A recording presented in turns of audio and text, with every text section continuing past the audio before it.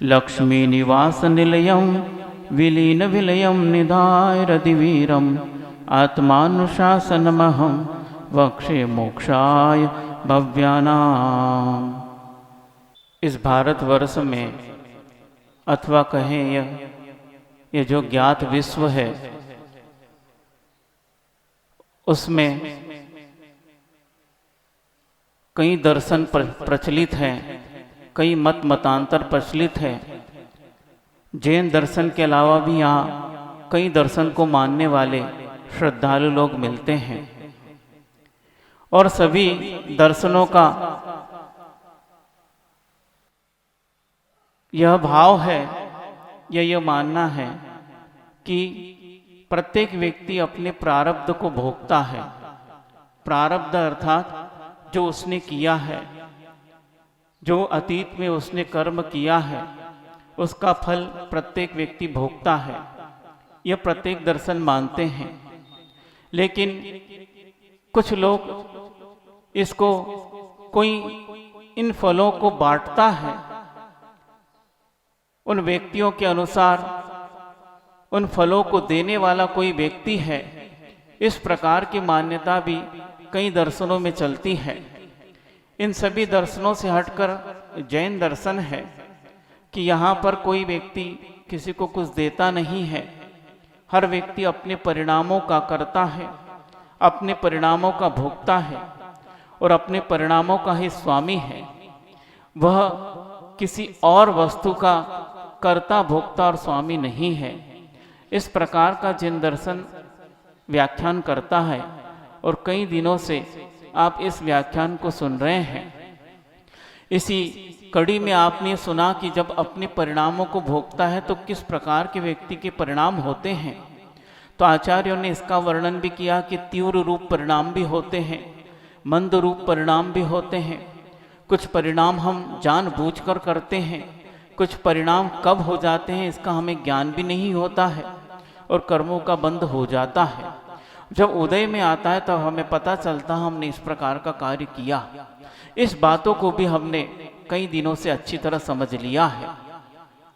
अब हम थोड़ा आगे चलते हैं इसी कर्म बंध की प्रक्रिया में कि वस्तुतः हमारे स्वयं के परिणाम हमारे कर्म बंध के कारण है।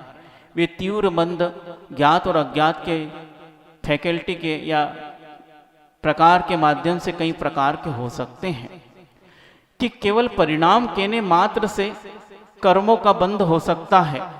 लेकिन हम देखते हैं कि हमारे जीवन में कई विविधता हैं, कई भिन्न भिन्न वस्तु स्थिति बनती है और प्रत्येक व्यक्ति में भिन्न भिन्न वस्तु बनती है। किसी व्यक्ति का ज्ञान बहुत लंबा चौड़ा है, किसी व्यक्ति के पास अक्षर तक का ज्ञान नहीं है।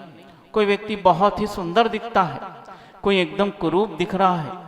कोई व्यक्ति जो है बहुत सम्मान्य कुल में पैदा होता है, कोई एकदम नीच कुल में जिसको हम देखना भी नहीं चाहते हैं। उसका नाम सुन ले तो भोजन जो किया वो उल्टी हो जाए, इस प्रकार का होता है। कुछ चीज़ों को हम पाना चाहते हैं लेकिन पुरुषार्थ करके भी पा नहीं पाते हैं। इस प्रकार की विविधता क्यों है? जब परिणामों के माध्यम से कर्म बंध होता है, लेकिन ये इतनी विविधताएं क्यों आ रही हैं? तो आचार्य कहते हैं कि बंधु, यह सब परिणामों की विविधता के कारण, परिणामों की भेद भिन्नता के कारण इस प्रकार का कार्य होता है। आचार्यों ने जैन दर्शन में भगवान स्वयं तीर्थंकर भगवान की वाणी जो खीरी है और उसको आचार्यों ने सुना है और लिपिबद्ध किया है, उसमें कर्म सिद्धांत के माध्यम से हम जानेंगे कि वस्तुतः इस जीवन में व्यक्ति को 8 प्रकार के कर्म बंध होते हैं। यह एक बहुत ही सीमित व्यक्ति ने सीमित व्याख्यान किया है कि 8 प्रकार के बंध होता है। और थोड़ा और हम विस्तार करें तो इन्हीं का भेद उपभेद देखें तो 148 प्रकार के कर्म हो जाते हैं। और यदि मान लो विस्तार किया जाए तो आचार्य परमेष्टि कहते हैं कि इन कर्मों की जो प्रकार हैं वो असंख्यात लोक प्रमाण हो जाते हैं, क्योंकि असंख्यात लोक प्रमाण व्यक्तियों के अध्यवसाय स्थान अर्थात परिणाम होते हैं। जितने परिणाम होते हैं उतने प्रकार के कर्मों के प्रकार हो जाते हैं, उस प्रकार कर्मों का बंध होता है जिस प्रकार का परिणाम होता है। तो आगे व्यक्ति चलता है कि कुछ कर्म ऐसे होते हैं जो हमारे जीवन में ज्ञान को कम करते हैं अथवा हमारी अज्ञानता को बढ़ा देते हैं। कुछ कर्म ऐसे होते हैं जिन्हें आचार्यों ने ज्ञानावरणी कर्म का नाम दिया है। कुछ कर्म ऐसे होते हैं जो हमारी दृष्टि को प्रतिबंधित कर देते हैं, हमारी दृष्टि को उस पदार्थ तक पहुंचने ही नहीं देते हैं, तो आचार्य ने उसे दर्शनावरणी कर्म का नाम दिया है। इनके उदाहरण भी आगम में मिलते हैं, या ज़्यादा विस्तार हो जाएगा इसलिए आप वहाँ से पढ़ सकते हैं। कर्मकांड इत्यादि, जीवकांड इत्यादि ग्रंथों में इस प्रकार का वर्णन मिल सकता है, मिलता है। और कुछ कर्म ऐसे होते हैं जो मुझे सुख दुख का वेदन कराते हैं, जो उसी प्रकार की सामग्री को मेरे आसपास इकट्ठा करते हैं जिससे मुझे या तो सुख उत्पन्न हो अथवा दुख उत्पन्न हो। इस प्रकार का कर्म भी होता है, जिसे कौन सा कर्म कहते हैं? हाँ, ये तो सबको पता है, वेदनी कर्म, जिसका हम वेदन करते हैं। और उसके बाद कुछ कर्म ऐसे होते हैं जो मेरी समीचीन श्रद्धा को घात करते हैं और मेरी श्रद्धा को विपरीत बनाते हैं, मिथ्या बनाते हैं, सच्चे देव शास्त्र गुरु पर श्रद्धा नहीं होने देते। कुछ कर्म इस प्रकार के होते हैं जिसे हम मोहिनी की फैकल्टी में दर्शन मोहिनी कर्म कहते हैं। कुछ कर्म ऐसे होते हैं जो मेरे आचरण को विकृत बना देते हैं, विपरीत बना देते हैं। आचरण सबके पास है, हर व्यक्ति आचरण कर रहा है, एक इंद्रिय भी आचरण करता है, उसके आचरण करने का तरीका अलग है।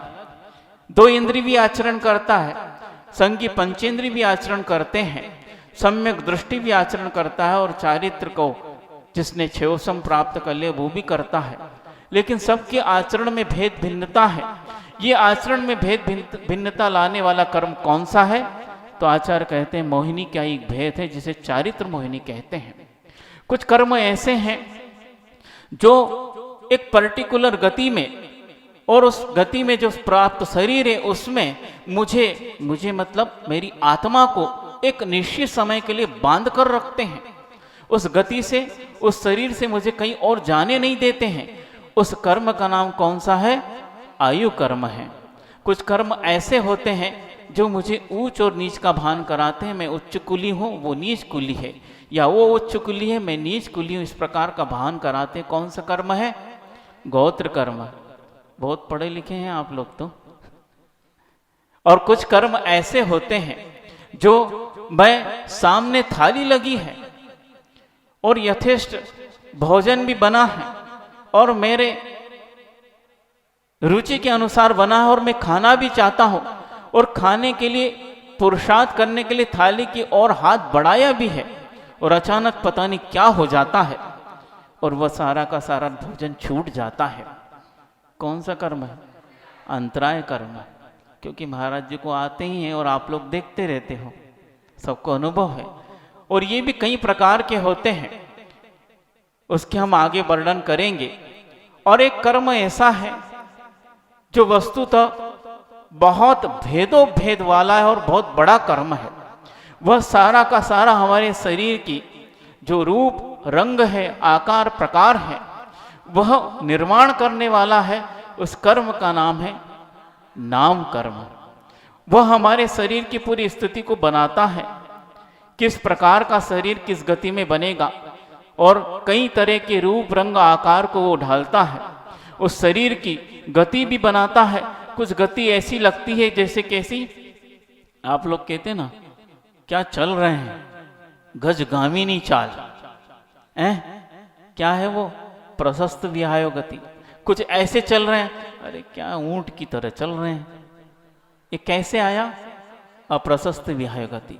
ये उस नाम कर्म के भेद है। कुछ व्यक्ति जैसे सामने से आ रहा है और आते ही उसको परिचित नहीं है, उससे हमने बात नहीं की, उसको हम जानते तक नहीं, आज जीवन में पहली बार देखा और देखते ही ऐसा लगता है इस व्यक्ति को गले लगा लो, इससे बात कर लो, उसके प्रति एकदम राग के भाव उमड़ने लगते हैं, उसको ग्रहण करने के भाव उत्पन्न होने लगते। कौन सा कर्म है?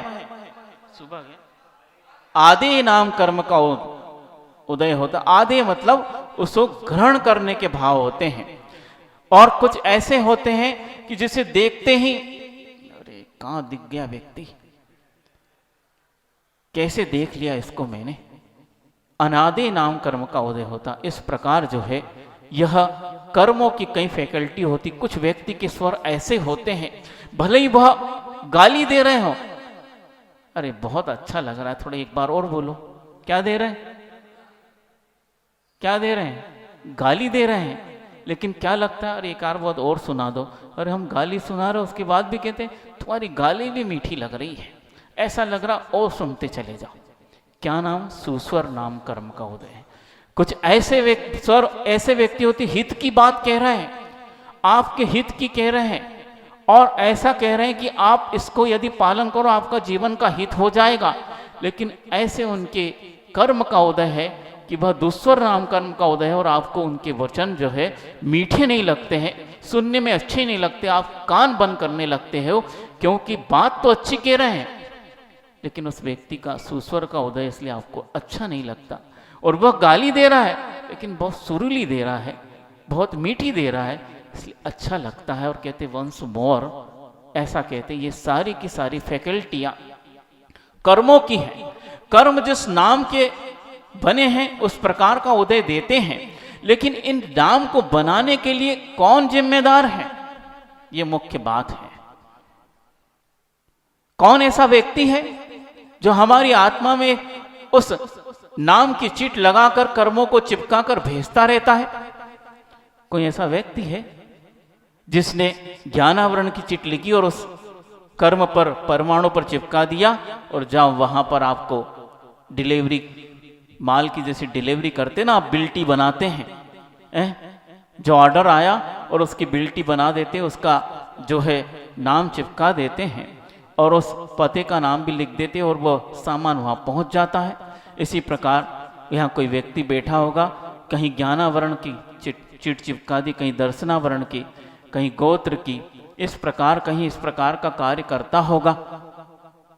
नहीं, ये स्वयं के परिणाम हैं। एक प्रकार के परिणाम नहीं होते, भिन्न भिन्न प्रकार के परिणाम होते हैं। और किस किस प्रकार के परिणाम होते हैं, हम इसको यदि जानकारी हमें प्राप्त हो जाए तो हो सकता हम कर्म बंध की प्रक्रिया से ऊपर उठ सकते हैं। हमें पता ही नहीं चलता कि हम किस प्रकार के भाव कर रहे हो, हमारा किस प्रकार का कर्म बंद हो गया है। वो तो जब उदय में आता है, और उदय में आने के बाद भी हमें जब महसूस होता है, तब हमें समझ में आता है कि हमने इस प्रकार का कोई कार्य किया होगा, लेकिन कौन सा परिणाम किया होगा ये हमें ज्ञात नहीं है। हमारा ज्ञान कम हो रहा है, यह हमें पता तो चल रहा है, लेकिन हमने कौन सा परिणाम किया होगा। बहुत से लोग आते हैं, क्या सबका कई प्रश्न होता है, हमने आज तक ऐसा प्रश्न नहीं देखा किसी व्यक्ति का कि महाराज मुझे तो बहुत अच्छे से याद हो जाता है, मुझे धर्म के जो पढ़ता हूं सब ध्यान रहता है, और सब मैं उसको बिल्कुल एक अच्छे से सुनता हूं, और यदि आप कहो तो बस प्रवचन के बाद बाहर निकल के पूरा का पूरा आपका प्रवचन आपको सुना सकता हूं। आज तक ऐसा व्यक्ति नहीं मिला। सब ये कहते महाराज जी बहुत अच्छा लगा। कई बार बाहर निकल के भी मान लो व्यक्ति जाते हैं, सभा से आ रहे हैं, हाँ सभा से आ रहे हैं, क्या सुना, अरे बहुत बढ़िया था, अब बताओ तो, अरे बहुत बढ़िया, क्या बताएं अब हम, सुन तो रहे थे, बिल्कुल अच्छे से सुन रहे थे, एक एक शब्द सुन रहे थे, तो कुछ तो बताओ, क्या बताएं आपको, आपने तो छोड़ दिया। अरे भैया इतनी खींचातानी मत करो यार, उत्सुकता बढ़ रही है, थोड़ा बताओ तो, क्या बताएं, प्रवचन तो बहुत अच्छा था, अब पर क्या था वो तो महाराज जी जाने, या माइक जाने, या वो टेप करने वाला जाने, या जिसमें टेप वो जाने। तो तुमने क्या किया, सुना तो है पर याद ही नहीं रहा। क्यों नहीं याद रहा, क्या पता महाराज जी क्या हो जाता, कुछ याद ही नहीं रहता।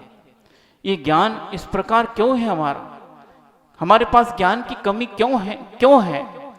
आप लोग इतना पढ़ते हो सब याद हो जाता है, हम भी तो इतना पढ़ते हमें याद क्यों नहीं रहता है? कई लोगों के इस प्रकार के प्रश्न रहते हैं। यह तत्व ज्ञान की बात को हम थोड़ा छोड़कर वो बाद में आएंगे, हम लौकिक जो दृष्टि देखते हैं, व्यवहारिक दृष्टि जो होती है उसको हम जाने। कई बच्चे भी इस प्रकार आते हैं कि महाराज जी बहुत पढ़ते लेकिन नहीं हो पाता है। कुछ व्यक्ति शिकायत करते हैं हमारे पास किताबें नहीं हैं, अच्छे राइटर की किताब नहीं है, इसलिए हमें इस प्रकार का ज्ञान प्राप्त नहीं हो पाया है। क्या वस्तुतः किताब ही इसके लिए कारण है? कुछ ऐसे व्यक्ति भी हैं जो बिना किताब के भी पढ़ लेते हैं। एक बहुत अच्छे व्यक्ति का नाम हम बता रहे हैं, शायद आपने सबने सुना होगा, और वह इस विश्व के सबसे विकसित देश का प्रधानमंत्री नहीं बनते, वहां राष्ट्रपति बनते हैं। बताओ कौन होगा? अब्राहम लिंकन की बात सुनते हैं। वो इतने गरीब परिवार का था जिनके यहां पर पढ़ने के लिए, स्कूल की फीस भरने के लिए पैसे नहीं थे, किताब खरीदने के लिए पैसे नहीं थे। वह अब्राहम लिंकन स्वयं के पास पुस्तक नहीं थी, वह दूसरों की पुस्तक लेता था और कई बार उसे पुस्तक भी नहीं मिल पाती थी, तो वह जो आपस में छात्र स्कूल में पढ़ के आकर चर्चा करते थे उनके पास जाके खड़ा हो जाता था और उस पास जाके खड़े होकर बहुत गौर से सुनता था और सुनने के माध्यम से उसको ज्ञान हो जाता था। और ऐसा ज्ञान उसने किया कि वह अमेरिका जैसे राष्ट्र का सिरमौर राष्ट्रपति बन गया। किताब तो थी नहीं, बिना किताब के ज्ञान कैसे हो गया? व्यक्ति इस प्रकार का यदि बहाना बनाते हैं, हमारे पास अच्छी किताब नहीं है, अच्छी राइटर की किताब नहीं है, इसलिए उनके जैसा ज्ञान प्राप्त नहीं हो पाया है, तो बिना किताब के ज्ञान प्राप्त करने वाले भी हैं। और ऐसे भी तिर्यंच होते हैं, बिना किताब के ज्ञान करते हैं। आपने वो तोता देखा है? देखा तो उड़ते तो देखा है। कुछ ऐसे तोते होते हैं जो आपके घर की जितनी बातचीत है उस सुनकर उसी टाइप की वह बात करने लगते हैं। यहां तक के तोते देखें कि आपके घर में आप जिस प्रकार की आवाजें करते हैं, जम्भाई की आवाज, खांसी की आवाज, और भी किसी को बुलाने के लिए आवाज करते हैं, उस टाइप की पूरी आवाज सीख जाते हैं। और कई बार तो ऐसा होता है कि फोन जो पहले वो चलते थे रिंग वाले, या फोन सेल फोन भी यदि रखे हो, तो उनकी जैसी टोन वैसी निकाल लेते हैं। और कई बार घर वालों को चकमा देने के लिए टोन निकाल ली, अब वो आते, भैया फोन आया, हेलो, अरे हेलो, क्या हो रहा है? आ ही नहीं रहा कुछ इसमें। वो चले जाते रख के, कोई बात नहीं, कट गया होगा। फिर वो तोता मजा लेता, फिर आवाज निकालता है, वो फिर आते हैं, क्या बात है, कौन कर रहा है? कोई बोल नहीं रहा, उधर से फोन बार बार क्यों कट रहा है? ये नहीं समझ पाते, उस तोते ने निकाल लिया आवाज। कौन सी किताब मिली थी उसको? नमोकार मंत्र का पाठ करने वाले भी तोते हैं। भक्तामर का पाठ आपका सुनकर भी उन्होंने इस प्रकार अपने जवान पर बिठा लिया। कौन सी पुस्तक से वो ज्ञान प्राप्त हुआ? पुस्तक ज्ञान का साधन बहुत भारी है, बहुत उथला है। वस्तुतः ज्ञान कहाँ से प्राप्त होता है, हमें ये समझना है। कुछ लोग ये भी कह सकते हैं, महाराज जी क्या करे हमारा बच्चा, जिस गांव में रहते हैं अच्छा स्कूल नहीं है, कोई फैसिलिटी नहीं है, भवन भी ऐसा बना है, अब बताइए वहां कैसे ज्ञान प्राप्त हो जाए? और इसलिए कई लोग जो है अपने बच्चों को इस देश पर भरोसा न करके कहां भेज रहे हैं? विदेश में। भले ही वहां आपके बच्चों की वैल्यू कैसी हो ये पता नहीं, भले ही वहां आपको किस दृष्टि से देखा जा रहा हो ये कोई भी जानकारी नहीं, लेकिन अच्छा ज्ञान प्राप्त करना। विदेशों में अच्छे स्कूल होते हैं, अच्छे कॉलेजेस होते हैं, बहुत बड़ी नामी यूनिवर्सिटियां हैं। भारत में इस प्रकार का नहीं, वहां से पढ़ के आएगा तो बहुत वैल्यू हो जाएगी। बंधुओं, पूर्व काल अर्थात चतुर्थ काल की बात नहीं कर रहे हैं, यही पंचम काल में ऐसे भी गुरुकुल की पद्धतियां थी जहां पर व्यक्ति को पक्के मकान नहीं, घास फूस की झोपड़ियां रहती थी, बरसात में टपकती थी, और ठंडी के दिनों में, जाड़ों के दिनों में ऐसी हवा आती थी, वो रहने वाले बच्चे कांपते थे, और गर्मी में सारी धूप छनकर आती थी। ऐसी झोपड़ियां थी, कोई पक्के मकान नहीं थे, और सारा काम अपने हाथ से करना पड़ता, तो कोई फैसिलिटी नहीं थी। जंगलों में ऐसे गुरुकुल बनते थे। भोजन की सामग्री स्वयं अपने हाथ से पीसना और छानना पड़ती थी, बनाना पड़ती थी। लकड़ी के लिए जंगलों में जाके छात्र स्वयं लकड़ी काट कर लाते थे, फलों को चुनकर लाते थे। सारा काम वह स्वयं करते थे, झाड़ू लगाते थे और आंगन को लीपते थे। ये गुरुकुल की पद्धति आप इतिहास को पढ़कर देखिए। लेकिन वहां से ऐसे ऐसे विद्वान निकले हैं, ऐसे ऐसे चारित्रवान निकले हैं, ऐसे ऐसे नीतिवान निकले हैं, जिन्होंने इस भारत राष्ट्र की ऐसी ऐतिहासिक नींव रखी है। बड़े बड़े राजा महाराजा वहीं से निकले हैं। बड़े बड़े तपस्वी चारित्र को धारण करने वाले ऐसे गुरुकुल से शिक्षा प्राप्त करके निकले हैं, जहां पर किसी प्रकार की फैसिलिटी नहीं थी। इसीलिए कोई अच्छा कॉलेज या स्कूल इस ज्ञान प्राप्ति की साधन नहीं है। कोई कहते हैं महाराज जी गुरु नहीं मिले अच्छे पढ़ाने वाले, अच्छे टीचर नहीं है स्कूलों में, अच्छे गुरु पढ़ाने वाले नहीं है, उनका अभाव, इसलिए हम ज्ञान प्राप्त नहीं कर पा रहे। इस प्रकार के भी बच्चे कहने आते हैं। थोड़ा इतिहास झांक कर देखिए, एकलव्य को कौन सा गुरु मिला था? है उदाहरण आपके सामने, आपके बीच के इसलिए दे रहा हूं। महाराज जी तो कई बार सुन चुके हैं उदाहरण, फिर भी आज तक दिमाग क्यों नहीं ठिकाने आया? सुन चुके हैं तो। एकलव्य को कौन सा गुरु मिला था? द्रोणाचार्य ने उसे ठुकरा दिया था, क्योंकि वह क्षत्रिय नहीं था और सामान्य जाति का भी न होकर एकदम नीच जाति का था, इसलिए उसे शिक्षा के योग्य नहीं मानकर द्रोणाचार्य गुरु ने ठुकरा दिया था। लेकिन वह ऐसा समर्पित छात्र था, गुरु मुझे ठुकरा सकते हैं, मैंने गुरु को थोड़ी ठुकराया है, मेरे हृदय में तो श्रद्धा वैसी ही जमी है। गुरु नाराज हो जाए, एक बात और ध्यान रखना, गुरु आचार्य महाराज ने एक बार कहा था, ऐसी सामान्य चर्चा चल रही थी उस वक्त, कहा था कि गुरु यदि नाराज हो जाए किसी भी कारण से, गुरु यदि नाराज हो जाए किसी भी कारण से, तो भी तुम्हारा मोक्ष मार्ग नहीं बिगड़ेगा, लेकिन तुम जिस दिन नाराज हो गए तुम्हारा मोक्ष मार्ग बिगड़ गया, संसार मार्ग भी बिगड़ गया। जो स्वयं अपने अंदर कलुषित परिणाम गुरु के प्रति कर लेंगे, उस व्यक्ति का इहलोक भी खत्म हो गया, परलोक भी खत्म हो गया, उसका पूरा संसार खत्म हो जाता है बंधुओं। क्योंकि गुरु नाराज हो गए, हम अपनी भक्ति विनय के माध्यम से, प्रायश्चित के माध्यम से, पश्चाताप के माध्यम से पुनः उन्हें हम राजी कर सकते हैं और उस भक्ति के माध्यम से हम अपने अंदर के कलुषित परिणामों को निकाल सकते हैं।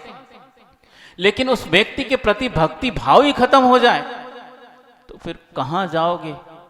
वो है ना, कोई सा भजन है ना, तुम लोग गाते हो, सारे संसार ठुकरा यहां आया है, अब यहां नहीं मिला तो कहां जाऊंगा, ऐसा कोई भजन है ना? है? हाँ, दुनिया से आया तो आया तेरे पास, और तुम्हारे पास भी आके हार जाऊं तो भगवान कहां जाऊं? है? क्योंकि अंतिम ठिकाना तो यह है, व्यक्ति संसार की ठोकर खा के गुरु की और प्रभु के चरण में आता है, और मान लो यहां आकर भी तुम अपने मन से हार गए और कलुषित भाव कर लिए, तो बंधु अब जाओगे कहां? कहते कलंकला पृथ्वी में भी जगह नहीं मिलती उसको। सोचते हो कलंकला कहां है? सप्तम पृथ्वी, और उसके नीचे भी बताते हैं ऐसा स्थान है, वहां भी उस व्यक्ति को कहते हैं अरे तेरे जैसे को रख के हम अपनी जात बिगाड़ेंगे क्या? और हिगोदिया जी भी नीचे रहने वाले सोचते इसके जैसे को यहां रख लेंगे हमारी जात बिगड़ जाएगी, ऐसे व्यक्ति को तो कहीं भी रहना योग्य नहीं है। इसलिए गुरुदेव कहते हैं बंधु अपने परिणाम कभी मत बिगाड़ना। तो ऐसा एकलव्य ने भी सोचा कि गुरु ने ठुकरा दिया, कोई बात नहीं, मैं गुरु को नहीं ठुकराऊंगा, मैं ठुकरा दूंगा तो निश्चित रूप से विद्या प्राप्त नहीं कर पाऊंगा। और उसने की, गुरु के अभाव में भी की, और गुरु के सद्भाव में भी विद्या सब प्राप्त कर पाते, ये भी बात उथली है। ये एक उदाहरण एकलव्य का, जिसने अभाव में प्राप्त की और सद्भाव में भी सब विद्या प्राप्त कर पाते हैं, ये भी बिल्कुल सही बात नहीं है। कौरव और पांडव दोनों को एक ही गुरु मिले थे, द्रोणाचार्य। गुरु में कमी थी, पक्षपात था। कई लोग कहते हैं कि अर्जुन से बहुत प्रेम था, अर्जुन से इनको प्रेम नहीं था। अर्जुन की विनय उस प्रेम को उत्पन्न करती। अर्जुन की इस प्रकार की विनय थी, सीखने का ऐसा गुण था, ऐसा समर्पण था। वो गुरु की बात को बिल्कुल हृदय से सुनता था, कानों से नहीं सुनता था। इसीलिए लगता था कि गुरु का प्रेम उस पर ज्यादा है, लेकिन गुरु पक्षपात नहीं करते। उन्होंने कौरवों को भी वो शिक्षा दी, पांडवों को भी वो शिक्षा दी, लेकिन शिक्षा में जमीन आसमान का अंतर क्यों आया? कौरवों में अधर्म क्यों पनपा और पांडवों में धर्म क्यों पनपा? क्या द्रोण ने ये शिक्षा दी थी? बोलो, इतने चातुर्मास हो गए आपके यहां, बताओ कोई महाराज जी ने कोई ऐसी शिक्षा दी कि कोई वो अलग दे रहे हैं, हम अलग दे रहे हैं? सभी एक शिक्षा दे रहे हैं, कहे सीख गुरु करुणाधार। जिसके अंदर करुणा है वो कभी भी उल्टी शिक्षा नहीं दे सकता, और गुरु के अंदर ऐसी करुणा बसती है। माता पिता एक बार मोहवान हो सकते हैं, लेकिन गुरु मोहवान नहीं है, करुणावान है। और करुणा जहां होती वह मोह नहीं हो सकता। वो करुणा उस व्यक्ति के लिए हितकारी होती है, वो हित का ही उपदेश देती है। इसीलिए आचार्य परमेष्ठी कहते हैं कि भले ही गुरु नाराज हो जाए, चिंता मत करना, तुम नाराज मत होना, अन्यथा तुम्हारा पूरा सिस्टम बिगड़ जाएगा। तो इस प्रकार कई लोग कहते हैं कि गुरु के अभाव में शिक्षा अच्छी नहीं मिली है, या गुरु ने अच्छे टीचर नहीं थे इसलिए हम ज्ञान प्राप्त नहीं कर पाए। तो ये भी उथली बात है। यह किताबें, स्कूल अथवा गुरु, यह केवल हमारे बाह्य साधन मात्र है। हमारे अंदर स्वयं ज्ञान का यदि शोभसम नहीं है तो ये सारी अच्छी चीजें भी हमारे लिए कार्यकारी नहीं हो सकती। बहुत अच्छी यूनिवर्सिटी ऑक्सफोर्ड में भी चले जाओ आप, है ना, सबसे अच्छी वही है। क्यों, हम ज्यादा पढ़े लिखे नहीं है भैया, इसलिए कहीं धोखा खा जाए तो बता देना। वहां चले जाओ, वहां भी ऐसे कई छात्र जो गधे हैं, समझ रहे हैं? सब इंटेलिजेंट बन के निकलते तो भैया फिर तो सब वहीं घुसते। आपको एक भी भारत में क्या बोलते बच्चा नहीं मिलता पढ़ने वाला, और एक भी टीचर नहीं मिलती। वो सारे टीचर ऑक्सफोर्ड यूनिवर्सिटी में नौकरी करते और सारे बच्चे वहीं चले जाते। वहां भी कई ऐसे बच्चे हैं जो गधे हैं, अर्थात जो फेल होते हैं। क्या ऑक्सफोर्ड यूनिवर्सिटी में कोई फेल नहीं होता? क्या वहां का रिजल्ट 100% ही आता है? आप पता कर लेना गूगल पर, समझ में आ जाएगा। क्या कॉलेज और स्कूल और यूनिवर्सिटी या पूरी फैसिलिटी हमारे ज्ञान का आधार नहीं है। अच्छे अच्छे लेखकों की पुस्तक भी, अच्छी पुस्तक भी मात्र हमारे ज्ञान का आधार नहीं है, और मात्र अच्छे टीचर हमारे ज्ञान का आधार नहीं। हमारे स्वयं का उपादान जो ज्ञानावरणी कर्म का क्षोभसम है, वह हमारे ज्ञान के वृद्धि का आधार है। हमारे परिणाम ही हमारे ज्ञान की वृद्धि का आधार है। तो फिर ऐसे कौन से परिणाम है जिनके माध्यम से हमारा ज्ञान ढक रहा है? हम पर्टिकुलर एक एक कर्मों के परिणाम को समझेंगे तो हम पर्टिकुलर उन कर्मों के बंध को रोक सकते हैं। ऐसे तो कह दिया कि परिणामों के माध्यम से पुण्य का बंध होता है, पाप का बंध होता है, लेकिन और यदि डीपली हम समझ जाएंगे तो हम पर्टिकुलर उन कर्मों के बंधों के बंध का रास्ता रोक सकते हैं, उन परिणामों को सुधार कर। तो ऐसी भी व्यवस्था आचार्य परमेष्ठी ने की है। सबसे पहले उन्होंने शुभ कर्म और अशुभ कर्म का कारण समझा दिया। थोड़ा और डिटेल जाइए भगवान तो तीव्र, मंद, ज्ञात और अज्ञात भाव बता दिए भगवान। और थोड़ा डिटेल जाइए तो आचार्य परमेष्ठी कहते तुम जितना डिटेल चाहो मैं दे सकता हूं, पुरुषार्थ तुमको करना है। तो उन्होंने और डिटेल दिया। एक छठे अध्याय में आचार्य परमेष्ठी कहते यह अध्याय ही छठा है, क्योंकि इसमें सारे व्यक्तियों के कहना चाहिए एक आईना है। वस्तु तो जिनवाणी तो पूरी की पूरी आईना है, लेकिन यहां तो एकदम स्पष्ट आईना आपको बता दिया। क्या बता दिया?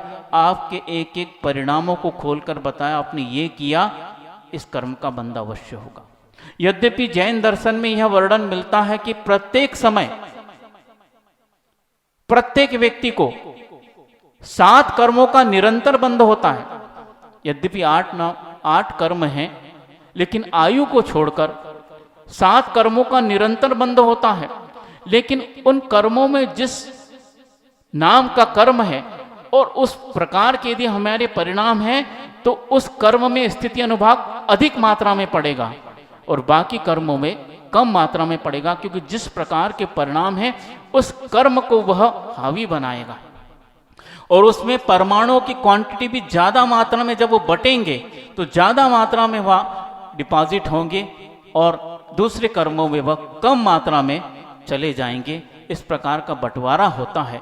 तो जिस प्रकार के परिणाम होते हैं, और आयु कर्म ऐसा है जो एक पर्टिकुलर समय पर और उसके लिए परिणाम भी एक अलग टाइप के होते हैं, उसके माध्यम से आयु का बंध होता है। वो हमेशा नहीं होता है। आप जानते हैं, बताऊं क्या? मान लो किसी व्यक्ति की आयु जितनी है, उस आयु को 3 भाग में बांटो। 2 भाग निकलने के बाद जो तीसरा भाग है, उस तीसरे भाग के प्रथम समय में ऐसे आपके परिणाम होंगे कि आपके आयु बंध उस समय हो जाएगा। और जिस प्रकार के परिणाम होंगे उसी प्रकार का आयु बंध होगा। मान लो आपने बहुत पहले अच्छे परिणाम किए हो और उस वक्त आपके परिणाम बिल्कुल निकृष्ट हो गए हो, तो बंध वो कोई गारंटी नहीं वह नरक आयु का बंध करा दे।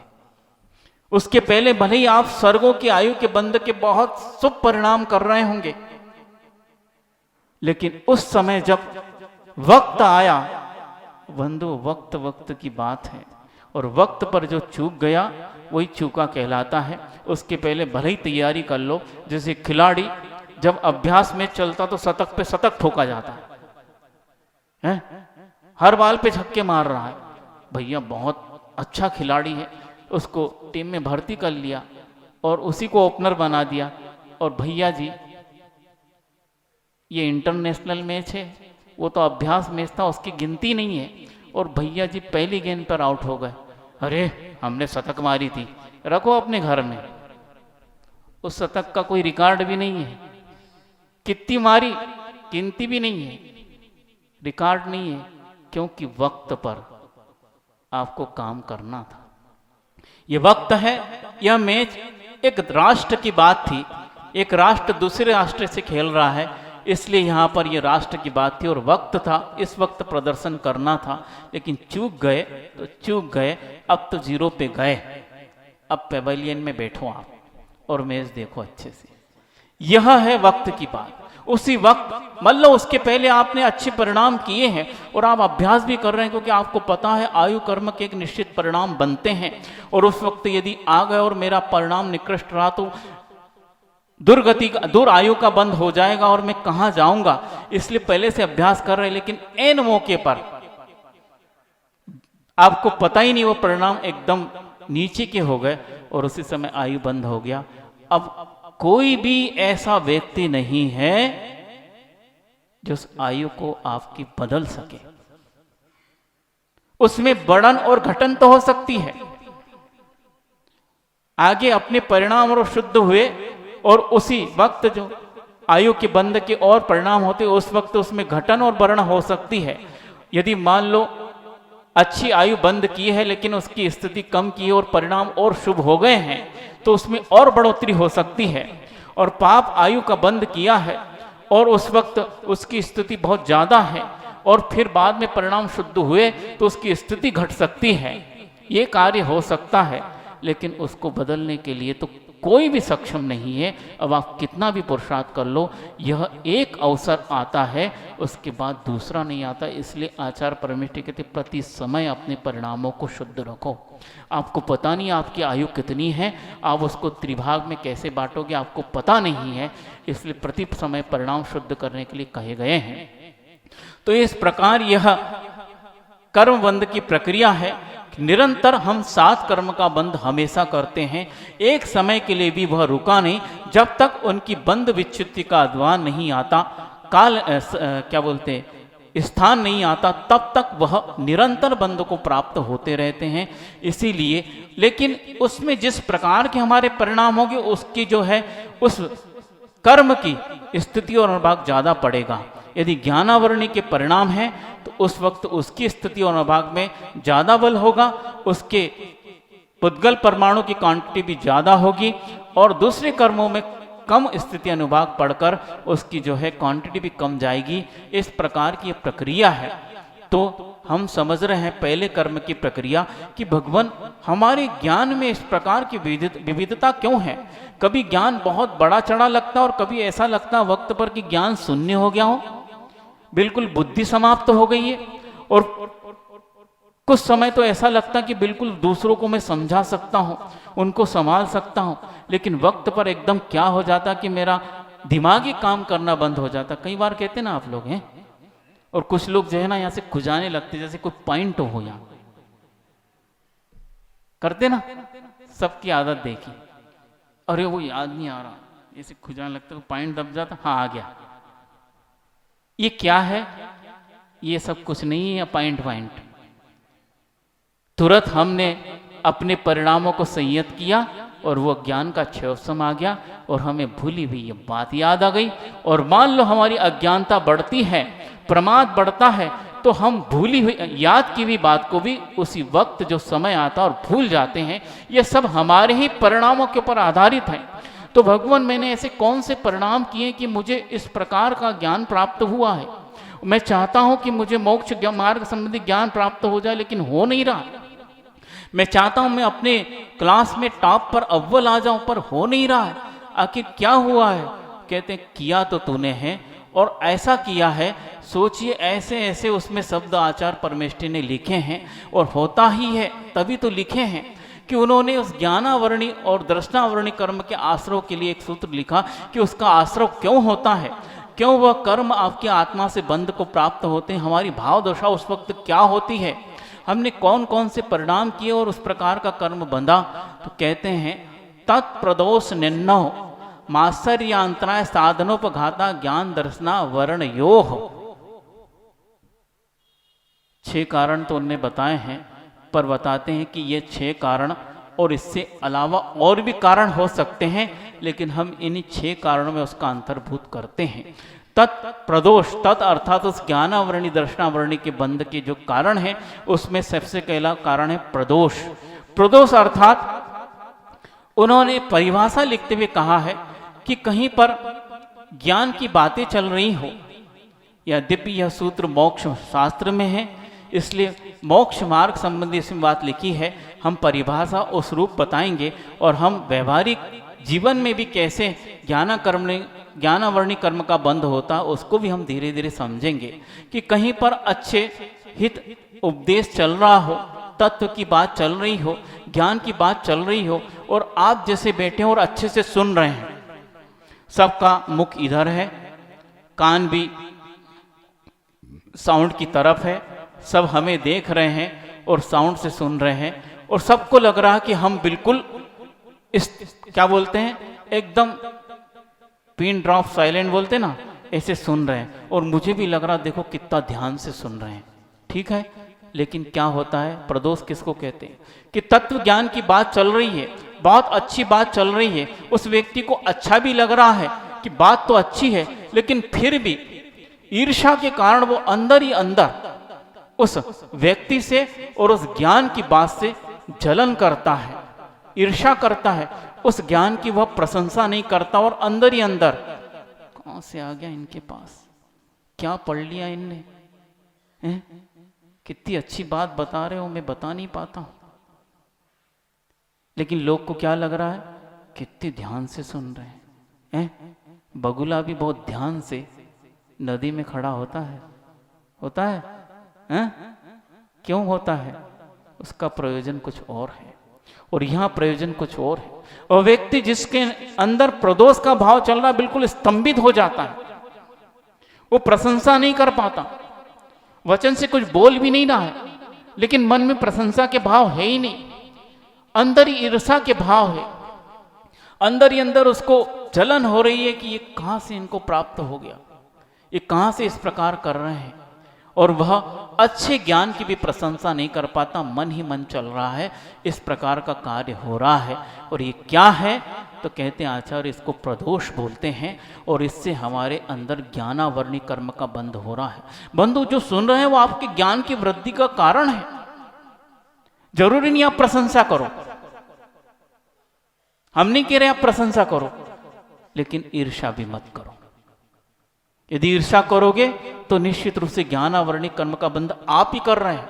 वह व्यक्ति आपको अच्छा ज्ञान दे रहा है, हित की बात बता रहा है, लेकिन आपने उस बात को सुनकर और उल्टा ही कार्य किया है।